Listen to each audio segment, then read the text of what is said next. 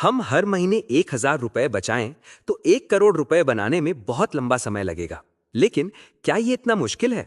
असल में बहुत से लोग सोचते हैं कि 10,000 रुपए या 20,000 रुपए जैसी बड़ी रकम इन्वेस्ट करके ही करोड़पति बना जा सकता है, पर ऐसा नहीं है।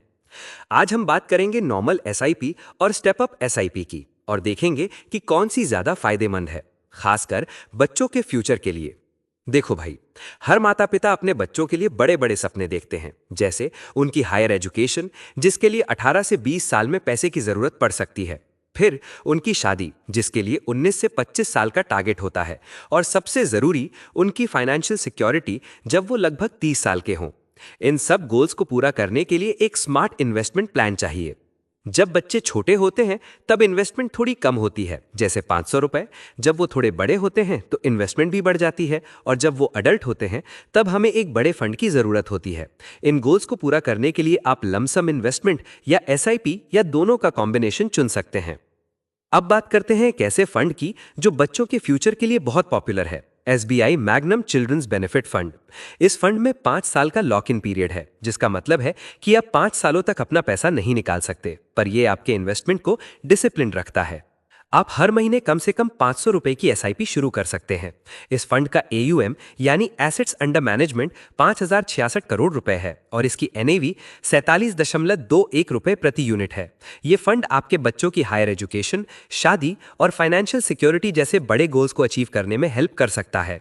देखो, जीवन में कई तरह के खर्च होते हैं। अगर हम समझदारी से छोटे छोटे अमाउंट को इन्वेस्ट करें तो ये बड़े फाइनेंशियल गोल्स को पूरा करने में हमारी मदद करते हैं। वहीं अगर हम अपने पैसे को ऐसे ही फिजूल खर्ची में उड़ा दें, जैसे सिगरेट या दूसरी बेकार की चीजों में, तो हम अपने फ्यूचर के लिए कुछ भी नहीं बचा पाएंगे। इसलिए हर छोटी बचत को सही जगह लगाना बहुत इंपॉर्टेंट है। SBI Magnum children's benefit fund की परफॉर्मेंस की बात करें तो इसने 1 साल में 10%, 3 सालों में 22%, 5 सालों में 28.66% और जब से लॉन्च हुआ है तब से 33.45% का शानदार रिटर्न दिया है। इसका एक्सपेंस रेशियो 0.81% है, जो काफी अच्छा है। ये फंड 40 से ज्यादा कंपनियों में इन्वेस्ट करता है। इसे 29 सितंबर 2020 को लॉन्च किया गया था। ये डिटेल्स हमें बताते हैं कि ये फंड बच्चों के फ्यूचर के लिए एक सॉलिड इन्वेस्टमेंट ऑप्शन हो सकता है। अब बात करते हैं नॉर्मल एसआईपी और स्टेप अप एसआईपी के बीच के फर्क की। नॉर्मल एसआईपी में आप हर महीने एक फिक्स अमाउंट जैसे 1,000 रुपए इन्वेस्ट करते रहते हैं। वहीं स्टेप अप एसआईपी में आप हर साल अपनी एसआईपी की रकम 10% तक बढ़ाते जाते हैं। उदाहरण के लिए, पहले साल अगर आप 1,000 रुपए इन्वेस्ट करते हैं तो दूसरे साल 1,100 रुपए और तीसरे साल 1,210 रुपए। ये एक बहुत स्मार्ट तरीका है अपने इन्वेस्टमेंट को बढ़ाने का। चलो एक कैलकुलेशन देखते हैं। मान लो अगर हमें 20% का रिटर्न मिलता है हर साल। अगर आप एक नॉर्मल एसआईपी में हर महीने 1,000 रुपए इन्वेस्ट करते हैं 24 सालों के लिए, तो आपकी टोटल इन्वेस्टमेंट 2,88,000 रुपए होगी और फाइनल फंड वैल्यू 70 लाख रुपए से ज्यादा हो जाएगी।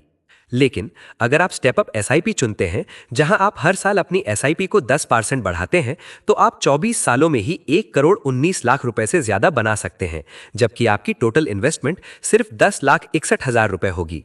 देखो, अब बात करते हैं टैक्स की।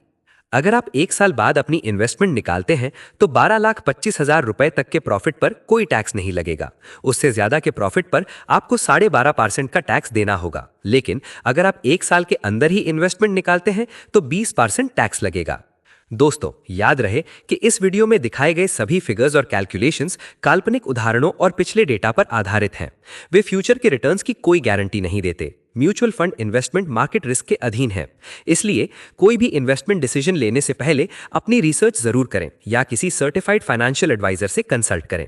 यह वीडियो केवल एजुकेशनल और इन्फॉर्मेशनल पर्पस के लिए है।